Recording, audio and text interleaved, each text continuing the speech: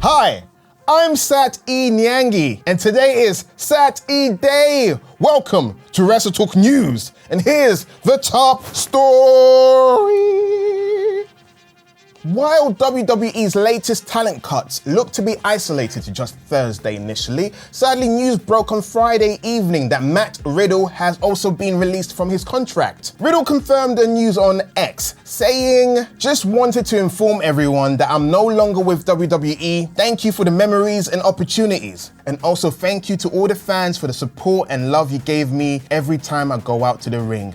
See you all soon." According to Fightful, a WWE higher-up noted that Riddle had burned through too many chances in the company, with the original bro recently making headlines for negative reasons. The most recent incident, however, may have proven to be the final straw for the company, with Riddle claiming he was sexually assaulted at JFK International Airport on September 10th by a police officer. This led to an internal investigation within the Port Authority, but Riddle himself had been reported as being disorderly at the time. After being missing from TV since the incident, Riddle was rumored to be making a return this week. However, Fightful Select confirmed this was never in fact the case, with Riddle never planned for the September 11th or 18th Raws. Sticking with the topic of releases, some new information has potentially shed light on WWE's decision making regarding the cut on Thursday. According to Dave Meltzer in the Wrestling Observer newsletter, a WWE official noted that the talent chosen to be cut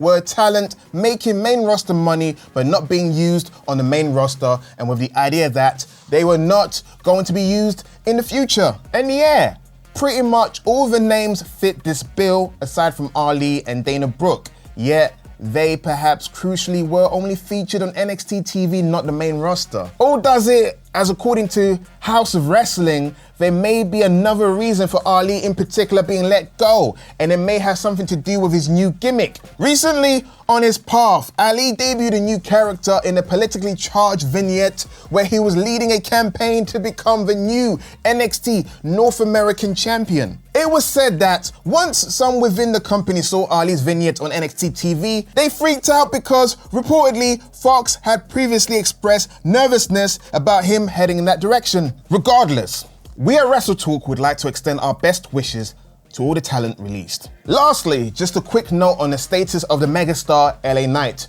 who was conspicuously absent from last night's SmackDown. The main event segment saw the contract signing for the match at Fastlane between Solo Sikoa and Jimmy Uso against John Cena and AJ Styles, which prior had seen Styles attacked by the Bloodline and seemingly ruled out the said match. This left Cena all alone in the ring, also being beaten down by the Usi twosome as the show went off air. While it seemed like this was being set up for Cena's new partner to make the save, it turns out that was very much the plan, with LA Knight planned to back up Big Match John. However, according to Fightful Select, this would be nixed, not because Vince decided to pull the LA Knight plug, nah. Instead, it's because the megastar unfortunately tested positive for COVID and had to leave the building early in the night. Hopefully WWE just delay plans and set this up for next week's show, but we shall see. Now, next up, ladies and gentlemen, he's about to do the 1-minute Rampage take, then he's gonna give you that SmackDown review. Ladies and gentlemen, he has that baby blue eyes. He's the GOAT around this place. Happy Saturdays for the handsome Canadian man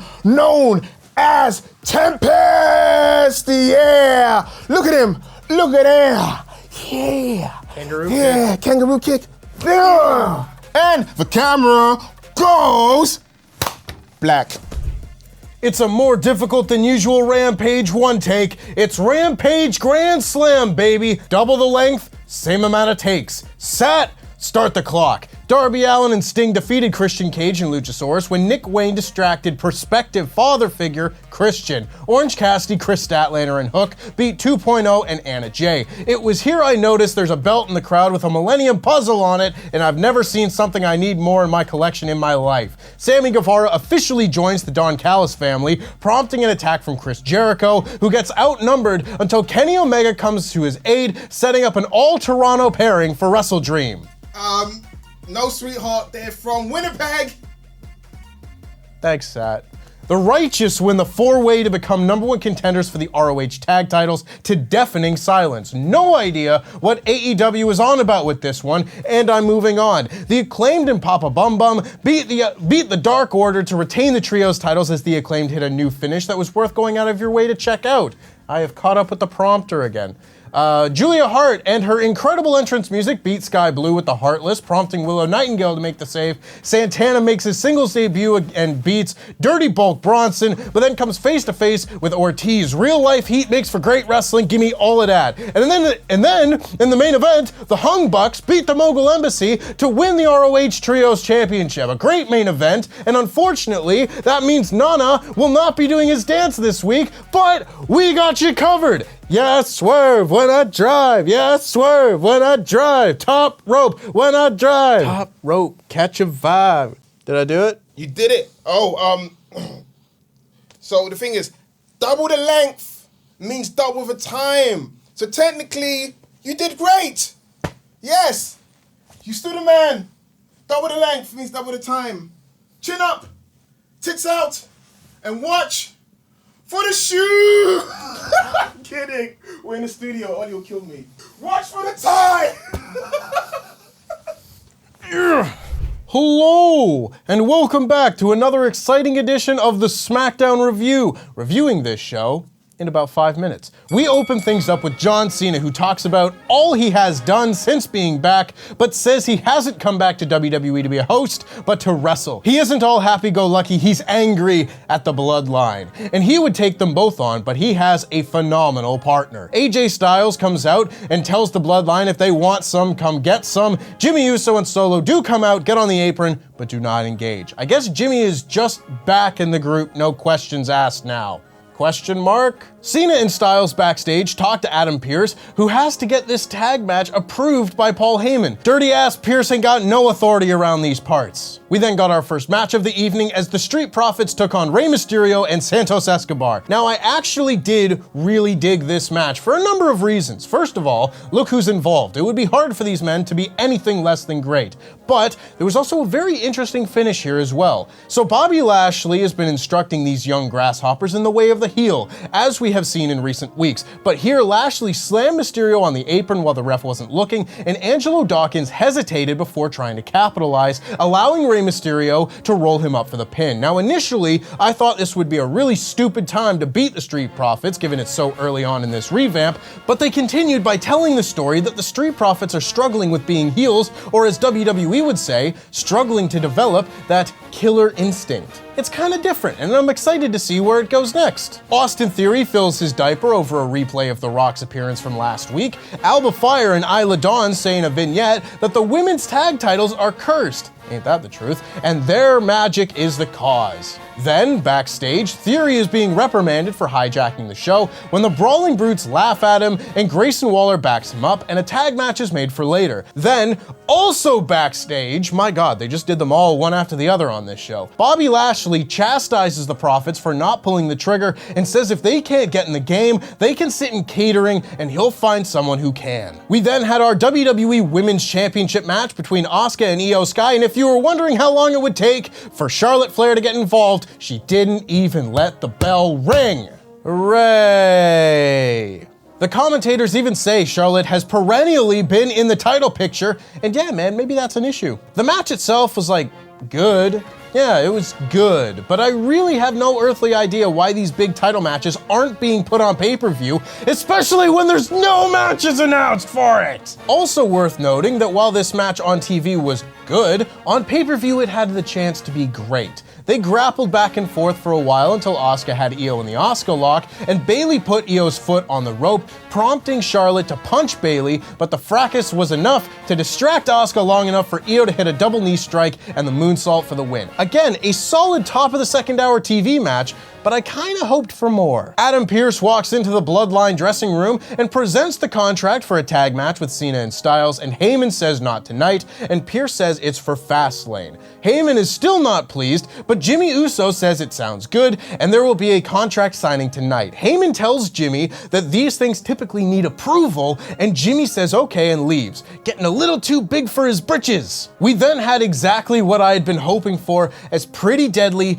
put on a ridiculously overdramatic training montage of Kit Wilson trying to help Elton Prince in his recovery. It was precisely what it should have been, and I'm excited to see more. Yes, boy! Yes, boy! Austin Theory and Grayson Waller beat the Brawling Brutes when Ridge Holland had Theory in a Boston Crab, and Butch had Waller in a sleeper on the outside. Waller rammed Butch into the post, then hit his rolling stunner on Ridge, allowing Theory to hit the A-Town down for the finish. Nothing TV match in the end. Grayson Waller won a match. Yeah. That doesn't happen. We prepared for the contract signing segment as John Cena made his way to the ring, but Styles did not follow, as it was shown that Styles was being attacked by the Bloodline backstage. Jimmy beat him down as Solo was stood on top of a lighting unit or something and hit a splash. I love that they had like all the production crates stacked up like a fort so you couldn't see the crash pad. Why would they have been set up like this? Cena, Pierce, and Carl Anderson get Styles loaded into an ambulance as the Bloodline made their way down to the ring, and Heyman gets on the mic and starts to say something when Jimmy Uso takes the mic from him and says, "Look what happens when you mess with the Bloodline." So the story is that Jimmy continues to undercut Heyman, which I can't imagine won't work out well for him. John Cena runs down and fights both men, but gets overwhelmed as they lay him out with their finishers and sign the contract for Fastlane. LA Knight catching COVID and keeping him off this show and out of this main event segment really hurt the show. The people didn't get to do their sing-along, damn it, LA Knight! Yeah! And that was SmackDown. Sure was a lot of heat on that show. The Bloodline is still the focus of the program, but it really isn't gripping me at the moment. I really don't have much more to say about it. The show's in a holding pattern right now, and this one gets a 3 out of 5. And that just about wraps things up from me. Make sure, of course, that you check out the latest edition of 3 Count here on WrestleTalk, going through what every person on the WWE roster will be doing for Fastlane. I've been Tempest, and that was wrestling. Oh, bloody hell, it's Rhea Ripley, everybody. Drew McIntyre! There's loads of them she can do. It's time for the 1, 2, 3 count. Wait a second. I'm not Ollie Davis. The bit when you do this bit. Yeah, I just mean, it's a really big deal to me. Like, being here on this show, it's really important. So I just want to take a second to really appreciate that this moment is happening. I'm here when you're ready, Pete.